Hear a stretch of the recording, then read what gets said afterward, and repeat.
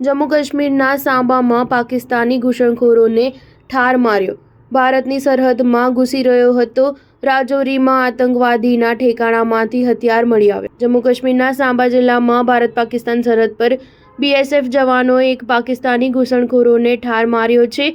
Army અધિકારીઓએ ગુરુવારે જણાવ્યું હતું કે ઘૂસણખોરને બુધવારે રાત્રે 11 વાગે ખોરા પોસ્ટ નજીક ભારતીય સરહદમાં ઘૂસતા જોયો હતો। બીએસએફ જવાનોની ચેતવણી બાદ પણ ઘૂસણખોર રોકાયો નહીં। ત્યાર પછી ફાયરિંગમાં તે માર્યો ગયો। સુરક્ષા અધિકારીએ કહ્યું કે ઘૂસણખોર ભારત પાકિસ્તાન સરહદની ઝીરો લાઇન પાર કરી રહ્યો હતો, જે સરહદ પ્રોટોકોલનું ઉલ્લંઘન હતું।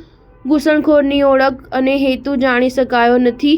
અધિકારીઓએ તપાસ શરૂ કરી છે। પોલીસ અને સેનાએ રાજૌરી જિલ્લાના કાલાકોટ વિસ્તારમાં સંયુક્ત ઓપરેશનમાં આતંકવાદીના છુપાયેલા ઠેકાણા શોધી કાઢ્યા છે। રાતભર ચાલી રહેલા સર્ચ ઓપરેશનમાં એક AK રાઇફલ અને અન્ય હથિયારો મળી આવ્યા હતા। રાષ્ટ્રીય રાઇફલ્સના રોમિયો ફોર્સે મંગળવારે પૂંછ જિલ્લામાં હિઝબુલ મુજાહિદ્દીનના એક આતંકવાદીની ધરપકડ કરી હતી। આતંકી પાસેથી એક વિદેશી પિસ્તોલ પણ મળી આવી છે। પાકિસ્તાનમાં એક્ટિવ એક વોટ્સએપ નંબર પણ મળી આવ્યો છે, જેના દ્વારા એક હેન્ડલર મોહમ્મદ ખલીલને કામ સોંપી રહ્યો હતો। આરોપી પોલીસ કસ્ટડીમાં છે અને વધુ તપાસ હાથ ધરી છે। જમ્મુ અને કાશ્મીરના કુપવાડામાં માછિલ સેક્ટર પાસેના જંગલ વિસ્તારમાં શનિવારે એક પાકિસ્તાની આતંકવાદી માર્યો ગયો।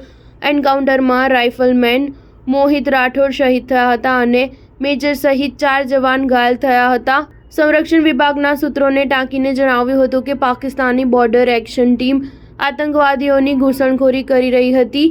BAT અને પાકિસ્તાની આર્મીના જવાનો સાથે SSG કમાન્ડો આતંકવાદી સંગઠનો સાથે મળીને આતંકવાદીઓને કાશ્મીર મોકલી રહ્યા હતા। સ્ટાર ન્યૂઝ 7 હંમેશા સચ્ચાઈની સાથે।